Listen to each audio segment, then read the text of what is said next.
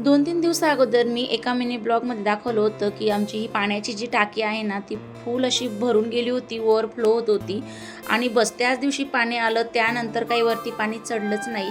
तर फायनली ती पूर्णपणे खाली झाली होती. मग त्याच्यामध्ये थोडे क्षार पण जमलेले होते. त्यामुळे मग आता फौजी ती साफसफाई करून घेत आहेत टाकीची.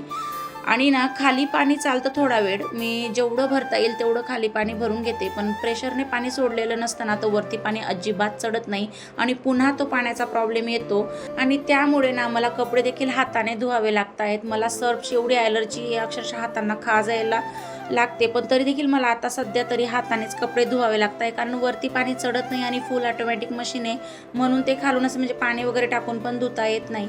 तर कपडे वगैरे धुतले, हळूहळू पाणी चालूच होतं. तर शूज वगैरे पण मी यांचे ड्युटीचे धुवून घेतले. माझी एक चप्पल धुवून घेतली, कारण असं म्हणजे पाणी चालू असतं ना, तर आपल्यालाही काम करण्यासाठी ना उत्सुकता वाढते. त्यामुळे मी पटापट जे पण काही धुवायचं होतं ते पटकन धुवून घेतलं. त्यानंतर ओटा धुतला आणि हे बघा अजूनसुद्धा पाणी हळूहळू चालू आहे. खाली भरपूर वेळ पाणी चालतं, पण इकडे एवढे जास्त भांडे नसतात पाणी स्टॉक करायला. वरती पाणी चढणं खूप गरजेचं आहे. चला भेटूया नेक्स्ट व्हिडिओमध्ये. बाय.